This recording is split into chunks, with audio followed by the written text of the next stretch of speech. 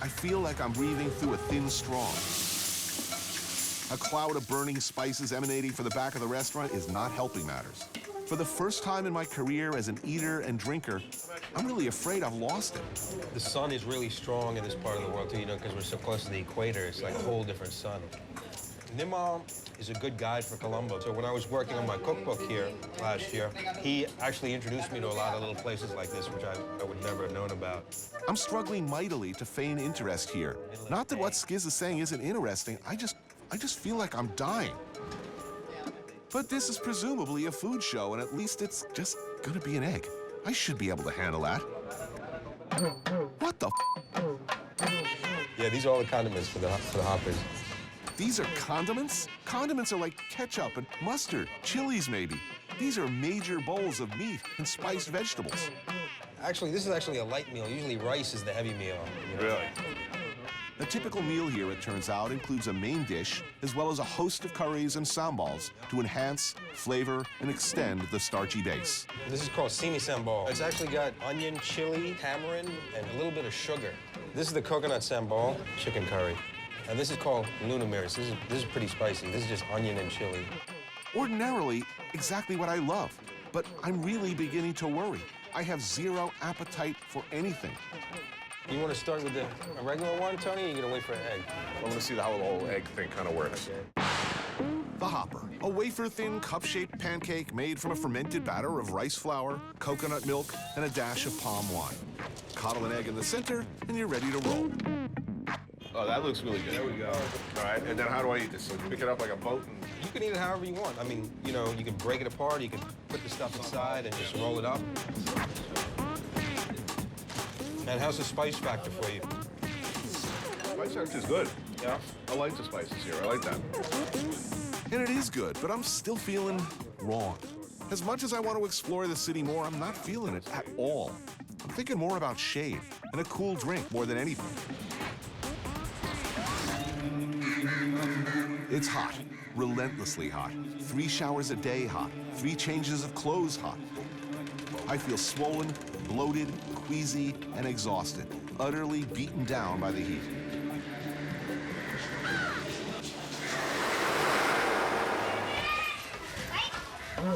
The Maradana neighborhood is built on what was once the most prized cinnamon plantation in all of Colombo.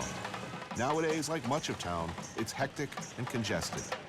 Also home to a large Muslim population who've retained a lot of their culinary traditions, like this, chicken biryani. And Skiz has a bead on a place nearby that specializes in this stuff. In this case, with a decidedly Sri Lankan twist. It's not really a restaurant, it's a catering company. It's called Rifka Caterers, and the guy who runs it has been making biryani for 35 years. Down a narrow alley past what looks like a medieval ironworks lies the nerve center of the Rifka Catering Company.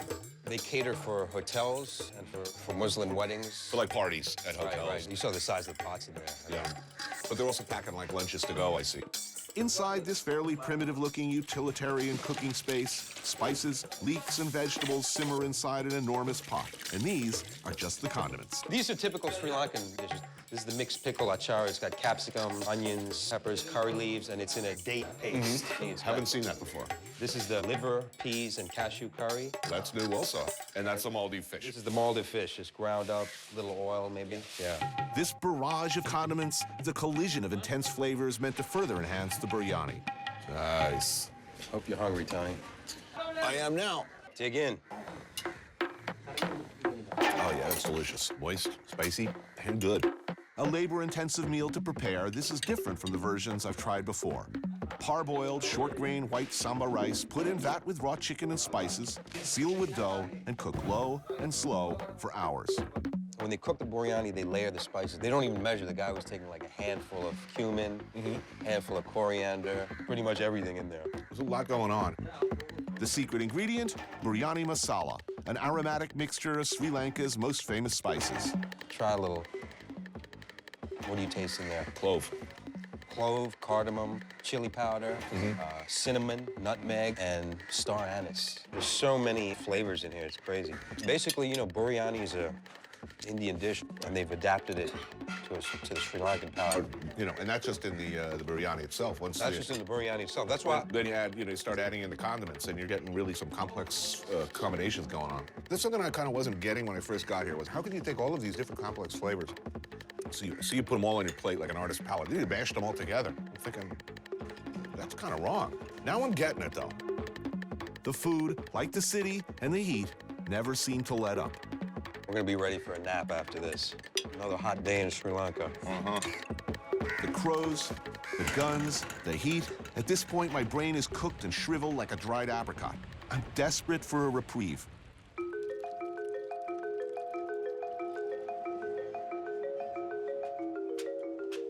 Cloves, cardamom, pepper, nutmeg, mace, ginger, and cinnamon. All at work here. Walk down the street, you can smell them in the air. It was these spices that built empires. They were the cause of wars, exploration, enlightenment, and many, many deaths. A tradition that is not lost on this guy. Hi, Tony. Good to meet you. Kolu, chef at the Barefoot Café, an oasis of quiet and calm. Nice and cool here. So how long have you been a chef in Sri Lanka? I started at 16. Chef Kolu deals in traditional Sinhalese cooking. How long have you been in business in Colombo doing Sri Lankan food? We're going on our 10th year here. When I started out, it was a very big profession here because our tourism was booming here at that time. Right. Then, after we had a terrible change with all the problems here, all the hotels got empty. Everybody started leaving. It's really changed here. Civil War, not good PR for the tourism industry. Today, Kolu's straying slightly off the regular menu to make one of his signature dishes. This is, of course, a pork halupal curry. We roast the coconut and rice together and then grind it and cook the curry here. In Sri Lanka, curries are classified by their spices and method of cooking rather than by their main ingredient. There are red curries, white curries, and a distinctively Sinhalese black curry. I have to admit, I knew next to nothing about Sri Lankan food before I came. The biggest problem, they always think Sri Lanka is connected to India. But it seems to have more variety in Sri Lankan food already. Right, I'm seeing a lot of like aromatic greens and herb or leaves and whole chilies in the food here. But the difference, we use it direct and not ground into a paste. Right. What are the principal spices that are in these dishes, the dry spices? The coriander seed, cumin seed, a little bit of fenugreek, cardamom, cloves, cinnamon. They're actually all roasted and ground together. I love Sri Lankan food. I love spicy food. Because we believe in this Sri Lanka called athvasi. That is, you have the blessings of luck in your hand to cook. So if you have that, there's nothing you can't do. Great meal. Really enjoyed. Thank you.